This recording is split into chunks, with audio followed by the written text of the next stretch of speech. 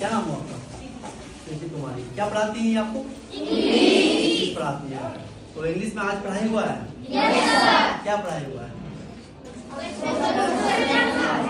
एक कोई बताओ हमको, आप बताइए। हाँ,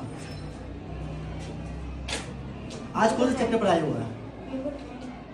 बीरबल एंड अकबर। ठीक है, आप बताओ क्या पढ़ाई हुआ है आज? चलो बुक निकालो, सब लोग बुक निकालिएगा, total everyone. Birbal and Akbar है ना? अच्छा, क्या स्टोरी है, कौन बताएगा? किसी को याद है क्या पढ़ाई है मैम, उससे क्या स्टोरी है? सभी लोग देखिएगा, ठीक है? आपको अपनी क्लास में भी उसी तरह से पढ़ाना है। हम क्या चेक कर रहे हैं, सरकार का क्वालिटी एजुकेशन को लेकर क्या उद्देश्य है, वो चीजें हमको देखनी है। ठीक है, बीरबल एंड अकबर ना? चलिए, एक कोई एनीवन रैंडमली आप पढ़ सकते हो? आ जाओ यहाँ, आ जाओ। एक बुक मुझे दीजिए, ठीक है? चलो, बीरबल एंड अकबर तो नहीं है, अकबर एंड बीरबल है। कैसे आप लोग टाइटल गलत बोला? उल्टा हो गया ना जी। पहले क्या अकबर एंड बीरबल है, आप लोग क्या बोल रहे थे? बीरबल एंड अकबर। तो ये गलत बोली तो आपको करेक्ट करना चाहिए था ना। फिर वो बोल दी तो वो हो गया, देख रहे हैं ना? समझ में आ रहा आपको? एक स्टूडेंट गलत बोला तो दूसरे स्टूडेंट को करेक्ट करना चाहिए था ना, नहीं करना चाहिए? चलिए पढ़ो सब, ये पढ़ेगा, गलती जो आप बैठ जाइए। चलिए पढ़िए, अकबर एंड बीरबल। जोर से यहाँ आगे। हाँ, loud speak loud. Jalaluddin Muhammad Akbar, he was illiterate but he embraced. ये सही से पढ़ रहा है क्या, या पढ़ने में गलती कर रहा है? घबराना नहीं है, एकदम कूल रहना। इजी जैसे मम्मी के पास पढ़ता है वैसे ही। तुम आ जाओ, हम पीछे से भी बुलाएंगे रैंडमली। मुझे पता चलना चाहिए कि सिर्फ कुछ बच्चे को पढ़ने आता है या सबको आता है। अगर सबको आता है तो मुझे अच्छा लगेगा कि क्लास टीचर आप लोगों को मेहनत कर रही है। अगर सबको नहीं आता है तो she need to work hard. ठीक है, चलो पढ़ो, स्टार्टिंग कीजिए, शुरू से स्टार्ट से। हाँ, क्या है? देयर वाज ए मुगल, क्या उसका नेक्स्ट लाइन? एम्परर। अच्छा, ये भी नहीं पढ़ पाए कौन? अब मैं ये पूछ रहा हूँ किसको अच्छे से पढ़ने आता है? आ जाओ, क्या नाम है आपका? प्रदीप। आप कम फास्ट। ठीक है,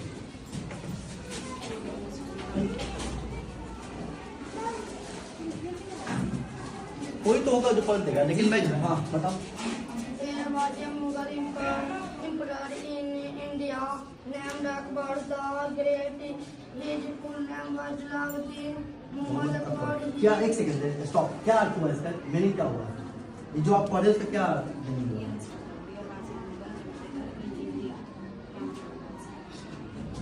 अच्छा, आप एक कोई ऐसा है जो पढ़ेगा उसको अर्थ भी पता हो? कोई है इस क्लास में जिसको वो पढ़ेगा ये लाइन आप मुझे अर्थ बता देगा? चलो बता देंगे, आ जाइए। क्या नाम है आपका? सुस्मिता। Very good. आओ, सब लोग देखिएगा, जितने भी टीचर है, आपको कैसे पढ़ाना है क्लास में आज समझ में आ जाएगा। ठीक से पढ़ो। There was a Mughal emperor in India named Akbar the Great. Great, क्या अर्थ हुआ इसका? अच्छा, जैसे भी आप मीनिंग समझ में आ गया होगा ना? कोई लाइन बाय लाइन नहीं, आप ऐसे भी बता सकते हो। हाँ बताओ। हाँ, एक मुगल, हाँ बादशाह या एम्परर, हाँ ठीक है, जिसका नाम अकबर था। अकबर द ग्रेट, क्या मतलब? महान ना?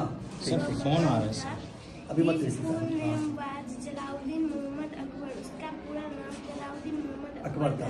He himself was illiterate but he invited several learned people to his court. अच्छा, ये लर्न सही पढ़ी है क्या?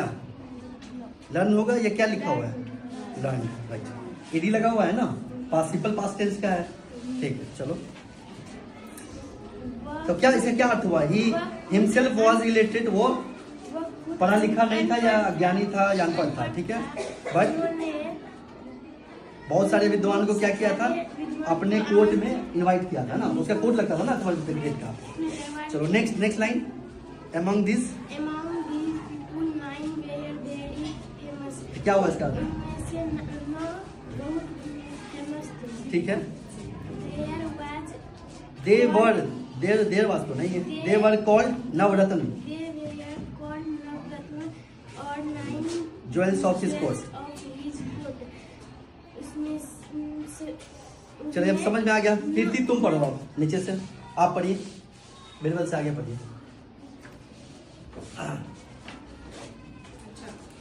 ये वाली ना. हाँ, next paragraph. Birbal is one of the most popular figures in the Indian history among children as well as adults.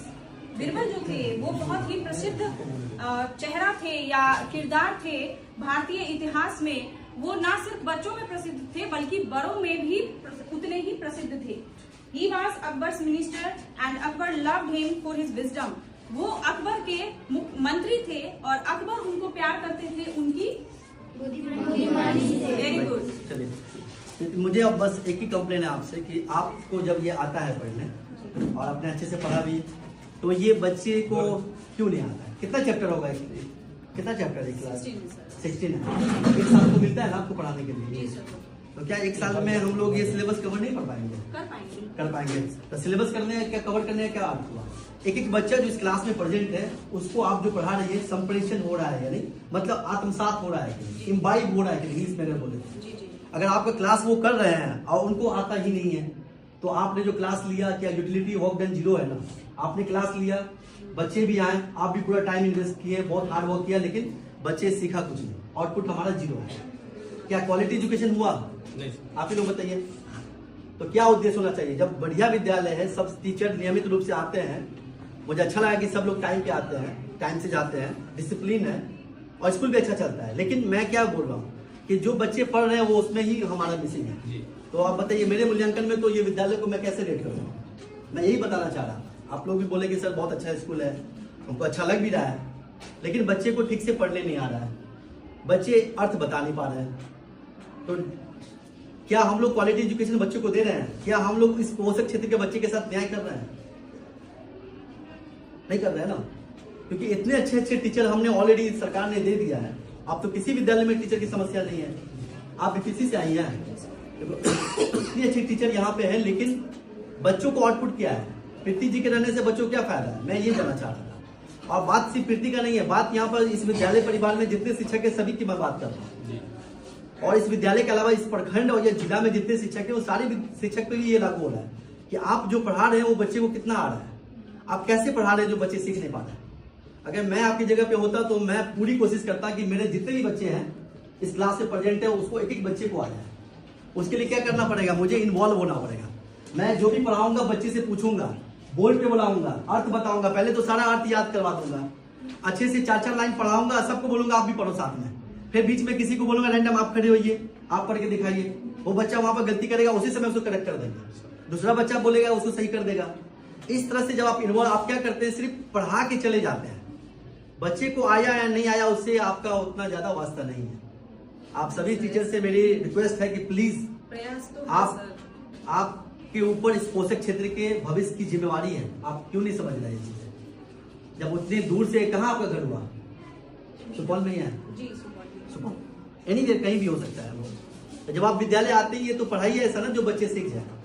मेरा बस यही मकसद है कि आप लोग डेली इतना मेहनत कर रहे हैं. क्या पीयूष इतने मेहनत का क्या फायदा है जब क्लास हमारा इतना अच्छा से चल रहा है, बच्चे को आ ही नहीं रहा है. मतलब धीरे धीरे इम्प्रूव हो रहा है. जी सर, इम्प्रूवमेंट तो हुई है. जिस लेवल पे है वहाँ समझिए बच्चे ने आज पढ़ के दिखाया. जी सर, ये कितना चैप्टर है, कितना 16 है ना. अगर एक चैप्टर को आप पूरा 200 कितना दिन वर्किंग डे मिलता है आपको पढ़ाने के लिए. 6 days. हाँ नहीं तो पूरा साल में मिलता है ना आपको. अगर 4-5 दिन भी एक चैप्टर को बहुत बढ़िया से दीजिएगा तो आपका सब फिनिश हो जाएगा. जी है ना. तो ऐसा कुछ नहीं कि किसी बच्चे को नहीं आएगा. तो सबको आएगा तब हमको लगेगा कि नहीं कि 4-5 बच्चा आ जाएगा उससे मुझे कोई फर्क नहीं पड़ता. मैं बहुत ज्यादा खुश भी नहीं होने वाला कि आपके 4-5 बच्चे बता दें. 50 बच्चे तो 50 बच्चे रिस्पॉन्ड करें. और जो कमजोर बच्चे हैं उसको आगे बैठाइए. सर आप बैठते हैं. नहीं ये बताया गया है, इसी सर के द्वारा बताया गया है. और सरकार का गाइडलाइन भी कि आप जो कमजोर बच्चे हैं उसको आगे बैठाइए ना, वो बच्चे तेज हो जाएंगे. अब जो कमजोर बच्चे वो पीछे बैठते हैं उसका ध्यान ही नहीं रहता है, न बोर्ड पे न टीचर का ध्यान रहता है.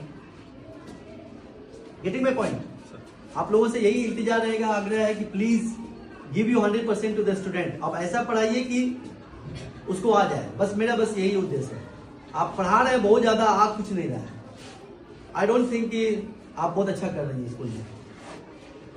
Getting my point?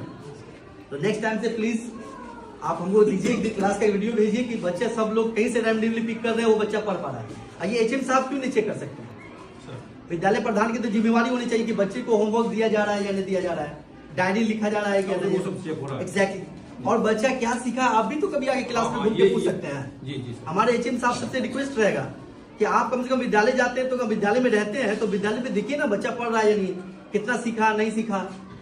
अगर एचएम देखेगा तो सबको, अरे हम लोग तो कभी कभी आप आते हैं जी सर। लेकिन आप तो डेली रहते हैं ना, जी। आप जो योगदान दीजिएगा वो शायद कोई नहीं दे पाएगा। सर तो जो विद्यालय में शिक्षक उपस्थित है, जो टीचर है, उन्हीं की रिस्पॉन्सिबिलिटी है ना कि विद्यालय कैसे अच्छा चले। क्या सर। इसी पर विद्यालय परिवार से आपका परिवार चलता है। जी सर। आपके बच्चे भी पढ़ रहे होंगे कहीं ना जी, कहीं, जी। तो ये गरीब बच्चे के लिए अच्छा कीजिएगा तो उसकी दुआएं भी आपको लगेगी। आपको लगेगा कि नहीं हमने जस्टिस किया, आज न्याय किया, आज जो पढ़ाया बच्चे सीख के लिए। तो नेक्स्ट टाइम से मैम आई रियली वांट कि आप एक एक बच्चा they should be able to communicate, they should be able to read, write and comprehend. समझ गए क्या मतलब हुआ रीड, राइट एंड कॉम्प्रीहेंड? कौन बताएगा? रीड मतलब पढ़ना, राइट मतलब लिखना, कॉम्प्रीहेंड मतलब समझना, कि जो पता है वो समझे कि नहीं, हाँ है ना? Yes sir. आपको भी तो बढ़ने का उतना ही हक है ना जी। तो आप टीचर की समस्या नहीं तो प्लीज इसको वाइंड अप कीजिए और अच्छे से पढ़ाइए। जी सर। ठीक है, थैंक यू।